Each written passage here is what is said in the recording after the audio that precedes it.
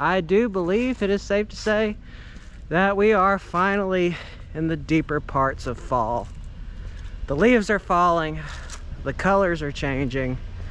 That nip of cold air, it's in the environment, you guys. It's really nice. And we are finally out of haunt season.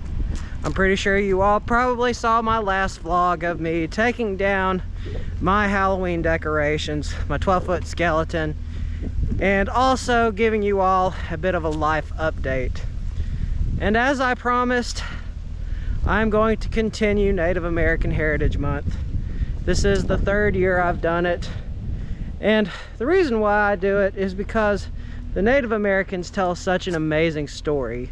And that's why I give this entire month to tell those stories, going all the way back to the Mississippian people and the archaic people, the woodland peoples, and the more current ones, the Cherokee Nation, the Creek, their history in this area, which leads me to here, Red Clay State Park, or I should say Red Clay State Historic Site. A couple of years ago I came here and I briefly touched up on it, but I really didn't go into depth or the sites that are out here. And I thought, you know what, the best way to start off this Native American Heritage Month would be to come here. And plus, I lifted my ban on not doing any vlogs in Cleveland. So I figured, you know what, it's a double whammy. This place has some incredible history behind it. You see, Red Clay was the last national seat of the Cherokee Nation before the Trail of Tears.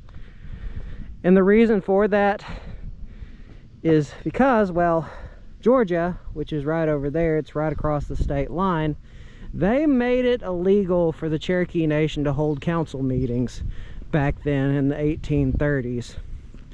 So as a roundabout way to get away with that, the Cherokee met here just across the border in Red Clay. And it was here they held about 12 meetings. 12 of these meetings, these council meetings, were pleas for the Cherokee people to keep their land and to keep the federal government from getting it. Also to keep, well, certain treaties from being signed and whatnot, how that story goes.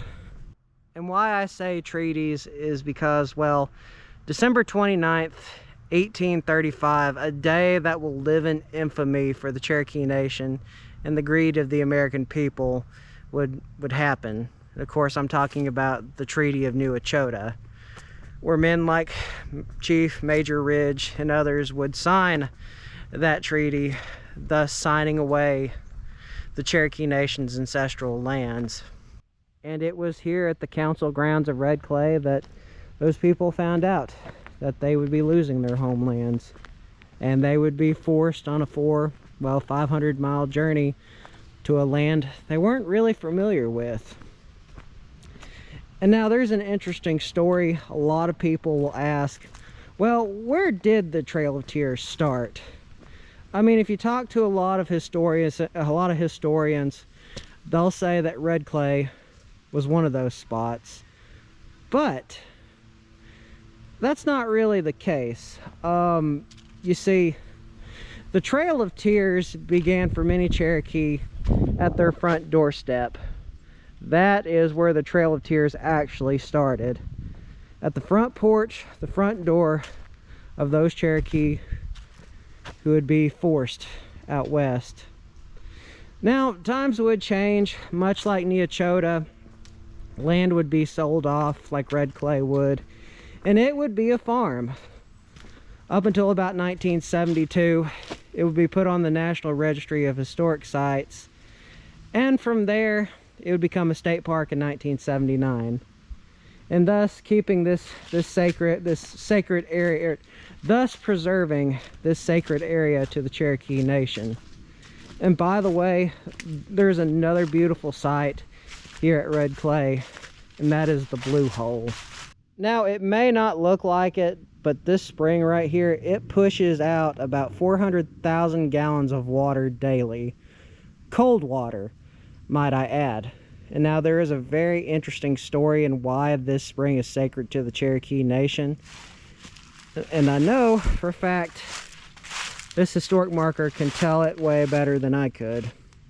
Believed to have been the source of water for the councils of 1832 to 1837.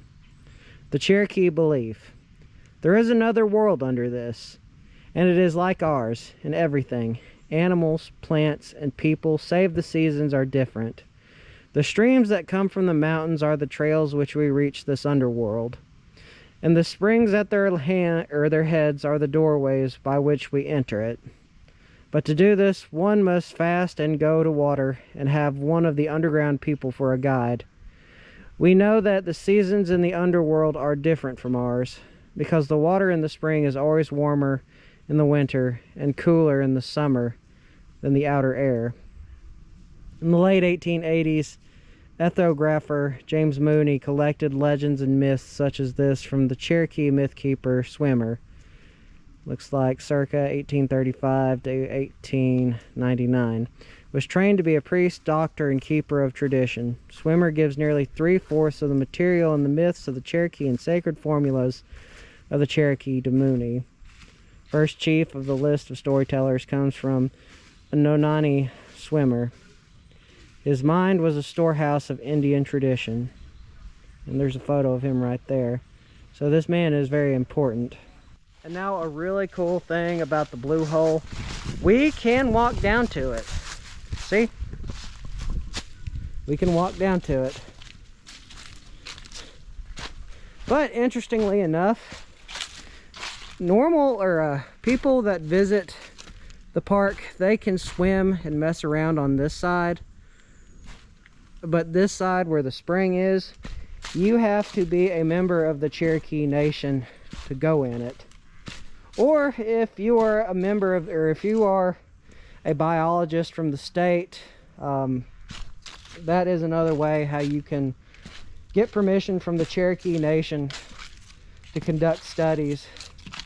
But I helped out with a Christmas event here a while back, and I remember he was the grandson of one of the major storytellers here at the park. And since he was Cherokee, every summer they would get him to go into the spring and clean it. Anyway, he was a cool kid. I miss him. I don't know, it's cool how like some people, like, we only meet very briefly, but they can touch us in such a profound way. And since we are here, let's walk over here to the water. Looks like somebody left some flowers. But yeah, in the summer, this water is super cold. But in the winter, it gets really warm. Another beautiful Cherokee story as a part of their culture. Which means, see if I can, I would put my foot in it. Oh. That water is still pretty decently cold. Just kind of makes you wonder how far it goes. And now just across the way from the blue hole along this mini trail, I call it a mini trail, it's kind of small, or at least from where I see, there is a recreation of the Cherokee Council House. And here's the recreation of that council house right here. The council that had been the meeting of the Cherokee capital of New Echota, Georgia, met once in Alabama in 1831 and then moved here to Red Clay in 1832. The council met here until just before the removal in 1838. And here's a historical interpretation of that. 3 archaeological excavations between 1973 and 1976 failed to determine the exact location of the council house. The reconstruction is based on eyewitness painting by John Mick Stanley, pictured on the right, as what we just saw, and eyewitness reports of the structure from the time of the 1830s meetings. A first-hand description identified the council house as a simple parallelogram formed of logs with open sides with benches for the councilors. More recent investigations suggest that the structure may have been much larger than this replica, possibly having an opening in the roof to allow smoke from the council fire to escape. Benches like those here would have been lined to the perimeter to allow for the seating of the delegates for each of the 8 districts. So it's cool to think that the original was way bigger than this one. But I still do like the fact that they have a recreation of it. But I'll say, over at the Sequoia Birthplace Museum in Von Orr, they had a skeletal frame of what one of the council houses would have looked like at the days of Lieutenant Henry at Timberlake, back when contact was first being made between the Europeans and the Cherokee. Now that building was huge. However, they took it down. And speaking of that, there are also interesting bits and pieces of Cherokee law with that. And that is, if you put a fire in that frame, that means that the Cherokee Nation, I imagine more than likely the ECBI, they would have to use that as a council meeting house. I think that's kind of another reason why they took it down. Well, and another reason too is if they tried to completely do it, it would have just been overly expensive to keep up with it. I think that was the main reason why. But to get back to the recreation of this council house, it's pretty darn cool. And right across from the council house, there are also a few other buildings. They have a lot of interesting history attached to them as well. Like these buildings right here, the recreations of these log cabins, or I should say, sleeping huts. Some of the Cherokees and their visitors at the council meeting stayed in sleeping huts like these 3 replicas. The huts lacked windows, doors, and chinking. George W. Featherstonhaugh, I think I'm pronouncing it that right, an English geologist, worked with the United States Bureau of Topographical Engineers, made 3 extensive survey trips between 1834 and 1837. In 1837, he attended the October Cherokee Council here at Red Clay as his 3rd expedition. The most impressive feature, that which imparted life to the whole, was an unceasing current of Cherokee Indians, men, women, and youth, and children moving about in every direction, and in the greatest order, and all except the younger ones preserving a grave and thoughtful demeanor imposed upon them by the singular position in which they were placed, and by the trying alternative now presented to them to delivering up their native country to their oppressors, or perishing in a vain resistance. And that makes me think back to a state park manager that once told me this, that the reason why these chinks were so opened like they were was that the Cherokee, that they could keep a proper watch on these people, kind of like the Georgia soldiers, or I guess it'd be Georgia soldiers, or Cherokee infantry, or not Cherokee, Tennessee infantry, just watching over the Indians before the Trail of Tears. And I like that they have these here. As a kid, I used to play around in them a lot, but I'm 32 now, and times do change. Let me see. What's this right here? Hearing that a half-breed Cherokee named Hicks had put up some huts for accommodation of strangers, we found him out, and he assigned us a hut to ourselves, the floor of which was stewed with nice dry pine leaves. It contained also 2 bedsteads, with pine branches and substitutes for beds, and some bedcloths for a strange fashion, but which were tolerably clean. Chairs we had none, and our first care was to get sort of table carpentered up and place it in such a position that we would use our bedsteads for chairs when we wrote. Our log hut had been so hastily run up that it neither had a door nor bore evidence of an intention to add one to it, and its walls were formed of logs in interslices of at least 6 inches between them, so that we not only had the advantage of seeing everything that was going on outdoors, but gratifying everybody outside who was desirous of seeing what was done within our hut, especially the Indians, who appeared extremely curious. A most refreshing rain fell in the evening at about 8 p.m. Somewhat fatigued with the adventures of the day, I retired to our hut, from whence through the interslices of the logs I saw the fires of the Cherokee, who bivouacked in the woods, gleaming in every direction. Long after I had laid down, the voices of hundreds of the most pious amongst the who had assembled at the Cherokee house to pray began their evening worship, came pealing in hymns through the now quiet forest, and instantly lulled me to sleep. Got some, let me see, from a Cherokee hymn book authored by Elias Boudnot and Samuel Worcester, circa 1835.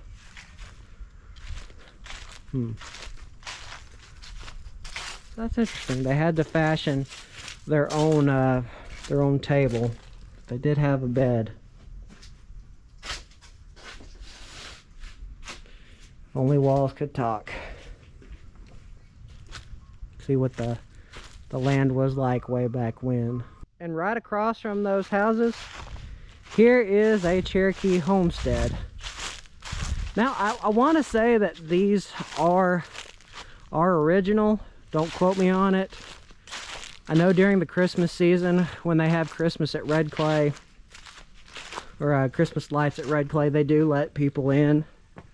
It's a pretty cool event. I did a video on that, gosh, about 2 years ago. It was kind of at night. You couldn't really see a whole lot. But you can see what Cherokee life was like back before the removal. And you've got a lot of old furniture, an old bed. And I don't think that anything is upstairs. At least I don't think anything in particular. And here is the cabin from another angle. And as I was saying, the Christmas lights, or I should say the Christmas at Red Clay, they light up that fireplace. It's really pretty too. You've got some old beds, exactly what it would have been. And I'm trying to think what I think it's called like a rope bed. And as you can see, why it's called a rope bed, because instead of like bed springs, they used rope back then. It's like a place for them to sit.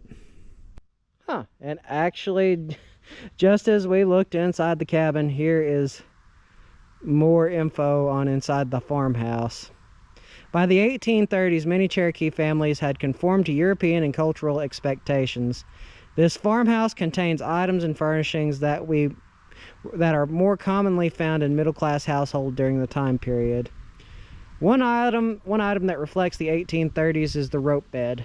As I showed below, or just a second ago, instead of wooden slats, ropes support the sleeper and their bed tick, a large bag of stiff fabric stuffed with straw, down feathers, or similar material to be used as a mattress. The ropes need to be tightened regularly, which some believe is the origin of the phrase, sleep tight. I didn't know that. The spinning wheel below right also indicates the time. Spinning wheels are used to spin thread or yarn from fibers which would be used to make clothing. Traditional Cherokee clothing included pieces made from buckskin which could be decorated with shells and beads, and pucker toe moccasins for shoes. As trade became more common between the Cherokee and Europeans, the Cherokees' clothing changed to reflect that, leading to the adoption of the spinning wheel into everyday lives of middle-class Cherokee families. So, Those two particular items in particular. That's fascinating. Now that we've seen that, let's check out some of the other houses that they have here, which I believe this is exactly what would have looked, or what a Cherokee farm would have looked like at the time. They have a lot of similar stuff like this at Neochota State Park in Georgia. But anyway, this is another representation. Really good one. And that's cool. I believe this is a new one. This is a blacksmith shop. And now there is a very beautiful history between blacksmithing and the Cherokee Nation.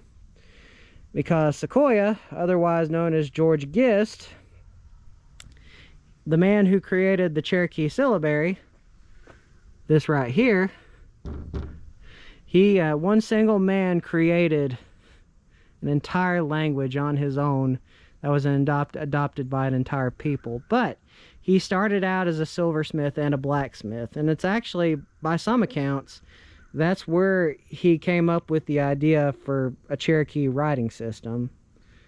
In 1825, the Cherokee Council passed a law permitting Cherokees to hire American mechanics of the several branches of trade to set up shops, including blacksmith shops in the Cherokee Nation, and teach their trades to Cherokee youth. One such American blacksmith was George Candy. In 1828, the Cherokee Council purchased a set of blacksmith tools from George Candy, viz. one bellows, anvil, one vise, one screw plate, 3 hammers, 1 rasp, and half a dozen files. Within a few years, there were blacksmith shops operated by Cherokees or by their enslaved people of African descent throughout the nation.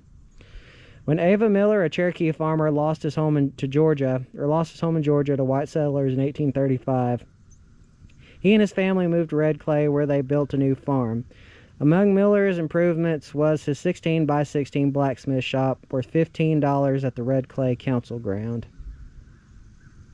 So, awesome. Think about that. $15 back then could have bought you a whole blacksmith shop.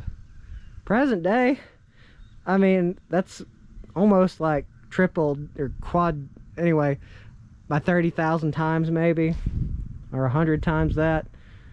But one of these days I'll have to come back while they have the blacksmith shop open. Oh cool, look, they have the historic bellows. They have one of those at the Sequoyah Birthplace Museum. Way back when I was Charlie's understudy, Charlie Rodomer's understudy, I guess you could say, what's the word, his intern, he let me mess around with the bellows. I'll tell you, those are some awesome days to work at the Sequoyah Birthplace Museum, and you learn a lot. Here's a farm right here, or a barn I should say, or a stable. It's cool to see how all this is constructed. And again, I say, if you go to Neochota State Park in Georgia, this is exactly what you will see. What Cherokee homesteads used to look like. Although Neochota was the capital of the Cherokee Nation, and it is way cooler. A lot of history. I want to say that's a corn crib right there. I think so. Here, we'll take a look at it here in a second. Yeah, it is. I mean, we're not going to go inside, but I still think it's really cool to see how all of this was constructed.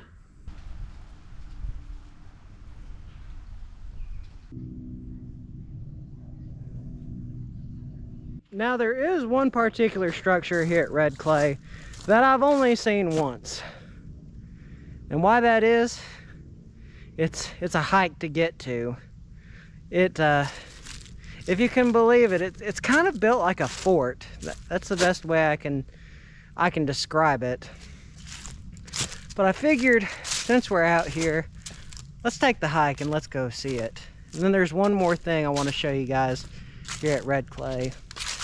And now I do believe it is here on the Council of Trees Trail.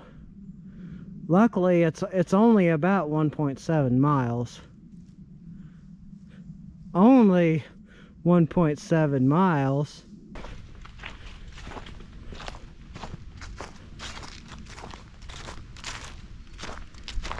Now I am reminded why I have only seen this lookout tower once.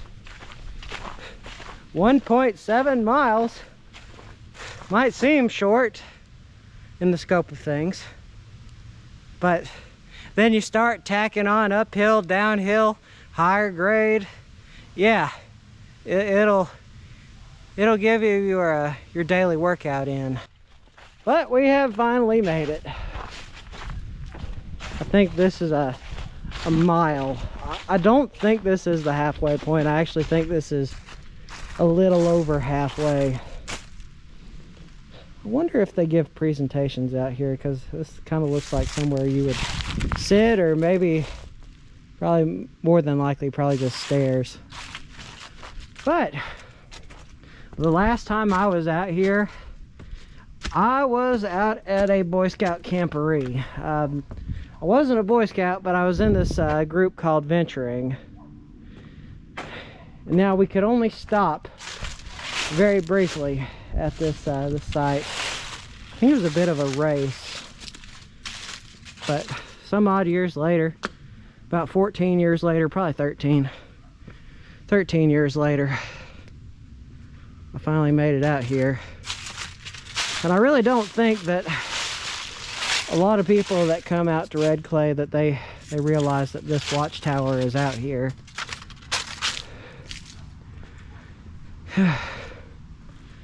So very close, yet so very far away. And just look at the beauty of the sun in the sky, the shorter days, those hiking trails at Red Clay. Whew. Well, now there is one more thing I want to show you all that's here at Red Clay. And now that last thing, of course, is the Cherokee Eternal Flame.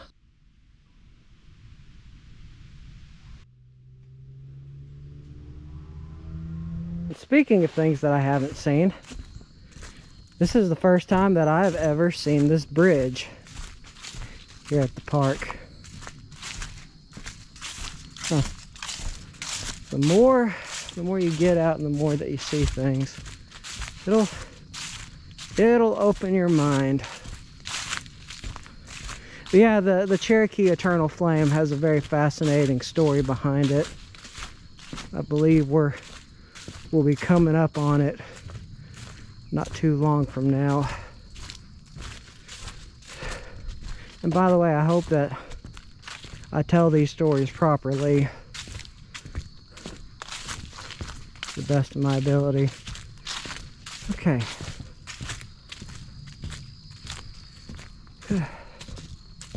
And back onto the trail again. And once you have it, we're now officially done with the Council of Trees Trail. Now that was a hike.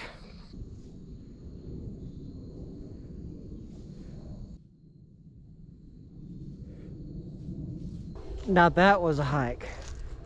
But you guys, here up on this hill is the Cherokee Eternal Flame. Now I forget when the Eternal Flame was lit, but this flame symbolizes two things. The first is the reuniting between the Eastern Band and the Western Band. It also remembers those who lost their lives during the Trail of Tears. Huh. No flame.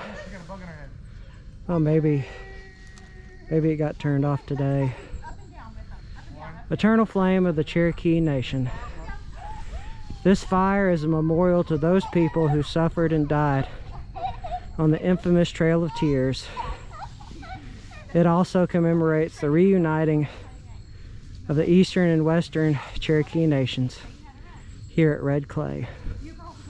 August 7th, 1837, April 6th, 1984. I find it very strange that the Eternal Flame was not lit. In the comments below, if you all know the reason why that is, please let me know, because I'd love to know. But you guys, That was the Cherokee Eternal Flame.